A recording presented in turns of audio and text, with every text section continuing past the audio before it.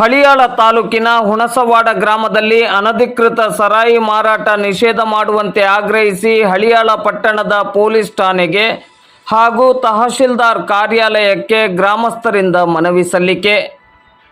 ಹಳಿಯಾಳ ತಾಲೂಕಿನ ಹುಣಸವಾಡ ಗ್ರಾಮದಲ್ಲಿ ಅನಧಿಕೃತ ಸರಾಯಿ ಮಾರಾಟ ಮಾಡುವುದನ್ನು ನಿಷೇಧಿಸುವಂತೆ ಹುಣಸವಾಡ ಗ್ರಾಮದ ಶ್ರೀ ಲಕ್ಷ್ಮೀದೇವಿ ದೇವಸ್ಥಾನ ಕಮಿಟಿ ಹಾಗೂ ಗ್ರಾಮಸ್ಥರು ಶುಕ್ರವಾರ ಮಧ್ಯಾಹ್ನ 1 ಗಂಟೆಗೆ ಹಳಿಯಾಳ ಪಟ್ಟಣದ ಪೊಲೀಸ್ ಠಾಣೆಯಲ್ಲಿ PSI ಅವರಿಗೆ ಹಾಗೂ ತಹಶೀಲ್ದಾರ್ ಕಾರ್ಯಾಲಯದಲ್ಲಿ ತಹಶೀಲ್ದಾರ್ ಅವರಿಗೆ ಲಿಖಿತ ಮನವಿಯನ್ನು ನೀಡಿ ಆಗ್ರಹಿಸಿದರು. ಅವರು ನೀಡಿದ ಮನವಿಯಲ್ಲಿ ಹುಣಸವಾಡ ಗ್ರಾಮದಲ್ಲಿ ಗ್ರಾಮದ ಯುವಕರು ಹಾಗೂ ಪುರುಷರು ಸರಾಯಿ ಕುಡಿದು ಮಹಿಳೆಯರ ಮೇಲೆ ದೌರ್ಜನ್ಯವನ್ನು ಮಾಡುತ್ತಿದ್ದಾರೆ ಹಾಗೂ ಮಹಿಳೆಯರು ದುಡಿದು ತಂದ ಹಣವನ್ನು ಯುವಕರು ಹಾಗೂ ಪುರುಷರು ಸರಾಯಿ ಕುಡಿದು ಹಾಳು ಮಾಡುತ್ತಿದ್ದಾರೆ.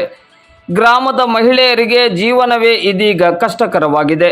ಗ್ರಾಮದಲ್ಲಿರುವ ಶಾಲೆಯ ಆವರಣದಲ್ಲಿ ಸರಾಯಿ ಕುಡಿದು ಬಾಟಲಿಯನ್ನು ಅಲ್ಲಿ ಇಲ್ಲಿ ಒಗೆಯುತ್ತಿದ್ದಾರೆ. ಇದು ಮಕ್ಕಳ ಶಿಕ್ಷಣದ ಮೇಲೆ ತೀವ್ರ ಪರಿಣಾಮ ಬೀಳುತ್ತಿದೆ. ಅನಧಿಕೃತ ಸರಾಯಿ ಮಾರಾಟದಿಂದಾಗಿ ಗ್ರಾಮದ ನೆಮ್ಮದಿ ಸಂಪೂರ್ಣ ಹಾಳಾಗಿದೆ. ಈ ನಿಟ್ಟಿನಲ್ಲಿ ಹುಣಸವಾಡ ಗ್ರಾಮದಲ್ಲಿ ಅನಧಿಕೃತವಾಗಿ ಸರಾಯಿ ಮಾರಾಟ ಮಾಡುತ್ತಿರುವುದರ ಬಗ್ಗೆ ಪರಿಶೀಲನೆಯನ್ನು ನಡೆಸಿ ನಿಷೇಧಿಸುವಂತೆ ಮನವಿಯಲ್ಲಿ ಆಗ್ರಹಿಸಲಾಗಿದೆ.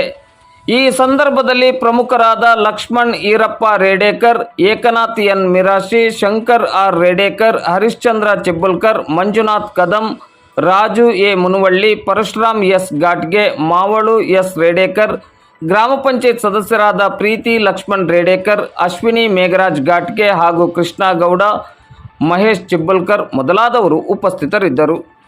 ಫ್ಯಾಮಿಲಿ ಹಾಳಾಗ್ತಾ ಇದೆ. ಅಮೌಂಟು, ಬಾಡಿ, ಶರೀರ ವಿತ್ ಮಕ್ಕಳು ಮರಿ ಏನ್ ಮಾಡ್ಬೇಕು? ಅವ್ರು ಎಲ್ಲರ ಬೇರೆ ಕೆಲಸ ಮಾಡಕ್ ಹೋದ್ರು 5 ರಿಂದ 600 ರೂಪಾಯಿ ಕೊಡ್ತಾರೆ, ಮಿನಿಮಮ್ 500 ರೂಪಾಯಿ ಕೊಡ್ತಾರೆ. ಮತ್ತೆ ಬೇರೆ ಬಿಸ್ನೆಸ್ ಗವರ್ಮೆಂಟ್ ಫ್ಯಾಸಿಲಿಟಿ ಎಷ್ಟು ಕೊಡ್ತಾ ಇದ್ದಾರೆ? ಅವ್ರು ನಾರ್ಮಲ್ ಪ್ಯಾಕೆಟ್ ಸಣ್ಣ ಮನೆಯಲ್ಲಿ ತಂದು ಸರ್ ನೀವು ಅದು ಗುರ್ತಾನು ಇಡಲ್ಲ, ಇವ್ರು ಮಾರ್ತಾರೆ ಅಂತ ಆ ಪರಿಸ್ಥಿತಿ ಈಗ. ಅಂದ್ರೆ ಆ ತರ ಮಾರ್ತಾ ಇದ್ದಾರೆ ಊರಲ್ಲಿ. ನಾನು ನಿಜ ಹೇಳ್ತಾ ಇದ್ದೀನಿ, दोघांनी सांगितलं आमच्या ಅಂದ್ರೆ ನನ್ನ ತಮ್ಮನ ಕೊಡ್ತಾ ಇದ್ದಾನೆ ಸರ್. ನಮ್ಮ ಆರ್ಮಿಯಲ್ಲಿದ್ದ, ರಿಟೈರ್ಡ್ ಆಗಿದ್ದಾನೆ. ನಮ್ದು ಸ್ಟೋರಿ ಹೇಳ್ತಾ ಇದ್ದೀನಿ ಸರ್.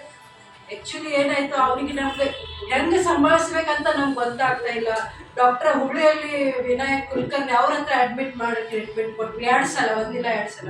ಬೇರೆ ಕಡೆ ಇಟ್ಟು ಟ್ರೀಟ್ಮೆಂಟ್ ಕೊಟ್ವಿ ಸರ್. 1 ಸಲ ಬಾಡಿ ಹೋದ್ರೆ ಸಿಗಲ್ಲ, ಏನು ಮಾಡಿದ್ರು ಅವ್ರಿಗೆ ತಿಳಿಸಿ ಹೇಳಿದ್ವಿ, ಎಲ್ಲ ಆಯಿತು. ಖರೆ ಈಗ ಊರಲ್ಲಿ ಜನರಿಗೆ ಮನೆಯಲ್ಲಿ ತಂದು ಏನು ಮಾರ್ತಾ ಇದ್ದಾರಲ್ಲ ಅವ್ರಿಗೂ ಹೇಳಿದೆ ಸರ್. ಇವರು ಹೇಳಿದ ಹಾಗೆ ಸರ್ ಇದಿದ್ದಾರೆ, ಮೆಂಬರ್ಸ್ ಇದ್ದಾರೆ. ಅವರು ಕೊಡಕ್ ಹೋಗ್ಬೇಡ್ರಿ, ಅವ್ರು ಬಂದ್ರೆ ಹೇಳಿದಾರೆ. ಇವ್ರು ಏನ್ ಮಾಡ್ತಾರೆ, ಉದ್ರಿ ಆದ್ರೂ ಕೊಡ್ತಾರೆ. ಅವ್ರಿಗೆ ಹಳೆಯಾಗ ಬರ್ಬಾರ್ದು ಬೈಕ್ ಚಾವಿ ಮುಚ್ಚಿಡ್ತಾರೆ ಅವ್ರ ಫ್ಯಾಮಿಲಿಗೆ. ಊರಲ್ಲಿ 2 ಗಂಟೆಗೆ ಹೋದ್ರೂ ಕೊಡ್ತಾರೆ ಸರ್. ಅವಾಗ ನೀವೇನ್ ಮಾಡ್ತೀರಾ? ಯುದ್ಧವ್ರಿಗೆ ಏನ್ ಮಾಡ್ತೀರಾ ಅಂತ ಅಲ್ಲ, ಇಲ್ಲಿ ಬಂದ್ರೆ ಸರಾಯಿ ಕುಡ್ಕೊಂಡು ಹೋದ್ರು ಅಂತಂದ್ರೆ ಗಾಡಿನ ಸೀಲ್ ಮಾಡ್ತಾರೆ ಸರ್. ಅವ್ರಿಗೆಲ್ಲ ಮಾರೋರ್ಗೆ ಏನ್ ಮಾಡ್ತೀರಾ? ಅವ್ರು 2 ಗಂಟೆಗೆ ಎದ್ದು ಕೊಡ್ತಾರೆ, 12 ಗಂಟೆಗೆ ಅವ್ರಿಗೆ ಏನ್ ಮಾಡ್ತಾರೆ? ಮಾತ್ರ ನೀವೇನಾದ್ರು ಇತ್ತಂದ್ರೆ ಫೋನ್ ಮಾಡಿ ಹೇಳಿ. ಯಾರ್ದು ಹೆಸರು ಹೇಳುದಿಲ್ಲ ನಾವು. ಹೇಳಿದ್ರೆ ಇಲ್ಲಿ ಇರ್ತಾರ ಸರ್, ಇಲ್ಲಿ ಇರ್ತಾರ, ಹಿಂಗ್ ಮಾಡಿ ಅಂತಂದ್ರೆ 100% ನಾವು ಕೇಸ್ ಮಾಡ್ತೇವೆ. ಏನಂತಂದ್ರೆ ಎಕ್ಸೈಸ್ ಇಲಾಖೆ ಇದೆ, ಹೌದಲ್ಲ? ಅವ್ರದ್ದು ಏನಿದೆ ಕೆಲಸ ಒಂದೇ ಇರೋದು.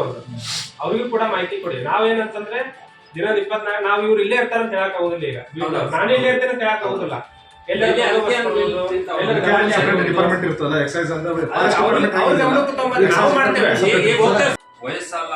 ವಯಸ್ಸಾಗದವ್ರು ಹುಡುಗರು ಎಲ್ಲರೂ ಕೊಡೋದು, ಬಿಯರ್, ಸರಾಯಿ, ಹಾಡು ಎಲ್ಲ ಕೊಡೋದು ಇದು ಮಾಡ್ತಾ ಇದ್ದಾರೆ.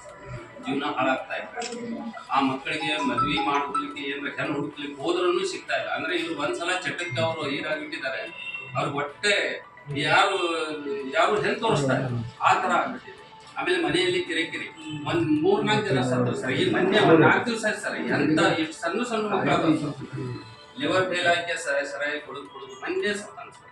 ಹೀಗಾಗಿ ನಾವು ಊರಲ್ಲಿ ಪಂಚಾಯತ್ ಸ್ಥಾನದಲ್ಲಿ ಇದ್ದವ್ರು, ಪಂಚಾಯತ್ ಮೆಂಬರ್ ಇದ್ದವರು ಅಂಥವ್ರು ಸೇವೆ ಮಾಡ್ತಾ ಇದ್ದಾರೆ ಸರ್. ಅವ್ರಿಗೆ ಭಾಳ ಹೇಳಿದ್ರು, ನೀವು ಈ ಸ್ಥಾನದಾಗಿದ್ರಿ, ಸಾರ್ವಜನಿಕ ಸೇವೆ ಮಾಡೋರು, ನೀವು ಇಂಥದ್ದು ಮಾಡಬಾರ್ದು ಅಂತ ಹೇಳಿದ್ರು ಕೇಳ್ತಾ ಇಲ್ಲ. ಓವರಲ್ ಆಗಿ ನಾವು ಹೇಳಿದ್ವಿ ರೀ, ಆದರೂ ಅವ್ರು ಕೇಳ್ತಾ ಇದ್ದಿರ್ತಿಲ್ಲ. ಆದರೂ ನಾವು ಊರಲ್ಲಿ ಇದು ಹೊಡೆದೇವು ಸರ್, ಡೊಂಗರ ಹೊಡೆದೇವು, ಯಾವುದೂ ಹೇಳಿದ್ದೇವೆ. ಆದರೂ ನಾವು ಕಾನೂನು ಪ್ರಕಾರವಾಗಿ ಆಯಾ ಡಿಪಾರ್ಟ್ಮೆಂಟ್ಗಳಿಗೆ ನಾವು ತಿಳಿಸ್ಬೇಕಂತೇಳಿ ನಾವು ಒಂದು ಮನವಿ ಮಾಡ್ತಾ ಇದ್ದೀವಿ ಸರ್. ಈ ಮನವಿಯನ್ನು ನಾವು ನಿಮಗೆ ಎಲ್ಲರೂ ಕೊಡ್ತಾ ಇದ್ದಾರೆ. ಆಮೇಲೆ ಸಾಲ ಆವರಣದಲ್ಲಿ ಸರ್ ಬಿಯರ್ ಬಾಟಲ್ ಎಲ್ಲ ಸರ್, ಹಿಂಗಾಗಿ ದೊಡ್ಡ ಸಮಸ್ಯೆ ಆಗ್ಬಿಟ್ಟೈತೆ ಉಡಕ್ಕೆ ಸರ್ ಒಡೆದು ಹೋಗಿದ್ದಾರೆ ಹುಡುಗರು ಡೈಲಿ ಮತ್ತೆ ಸರ್ ಆ ಬಾಟ್ಲಿ ಹರ್ಸೋದ್ ಪರಿಸ್ಥಿತಿ ಬರ್ತಾ ಇದೆ. ನನ್ನಲ್ಲಿ ಇನ್ನೂ ಫೋಟೋ ಅದಾವ ಸರ್, ಅದು ವಚಲ ಇದೆಯಲ್ಲ ಸರ್, ಅದಕ್ಕೆ ಅಲ್ಲಿ ಬಾಟ್ಲಿಗಳು ಇಟ್ಟು ಪೂಜೆ ಮಾಡಿ ಹೋಗ್ಯಾರ ಸರ್ ಸಾಲಿ ಹೈಸ್ಕೂಲ್.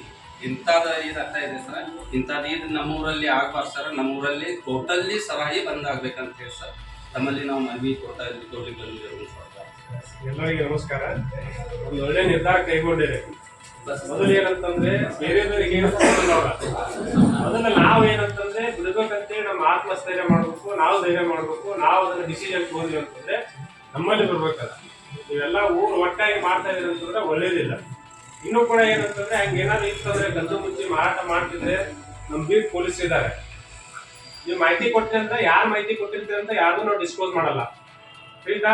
ನಿಮ್ಮ ಹೆಸರು ಹೇಳೋದಿಲ್ಲ. ಯಾರು ಫೋನ್ ಮಾಡಿದ್ರು ನನಗೂ ಮಾಡ್ಬೋದು, ಇವ್ರಿಗೂ ಮಾಡ್ಬೋದು, ಒಂದು ಮಾಡ್ಬೋದು. ಒಂದು ಮಾಡಿದ್ರಿ ಅಂತಂದ್ರೆ ಇಲ್ಲ ಹಿಂಗೆ ಹೆಸರು ಹೇಳ್ಬಾರ್ದು ಅಂತಂದ್ರೆ ನಮ್ಮವ್ರು ಬರ್ತಾರೆ, ನಾವು ಬಂದು ರೇಡ್ ಮಾಡ್ತೀವಿ.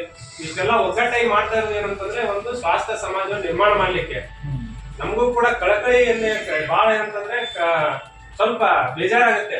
ಸಾಕಷ್ಟು ಪ್ರಕರಣಗಳೇನಂತಂದ್ರೆ ಇತ್ತೀಚೆಗೆ ಒಂದು 8 ರಿಂದ 10 ಬೈಕ್ ಮೇಲೆ ಬಿದ್ದು 10:30-11 ಗಂಟೆಗೆ ಆಕ್ಸಿಡೆಂಟ್ ಆಯ್ತು. ಪಾಪ ಮೊನ್ನೆ ತಾನೇ ನೋಡಿದ್ರೆ ಅನ್ಸುತ್ತೆ ಮಂಗಳವಾಡ ಬ್ರಿಡ್ಜ್ ಹತ್ರ.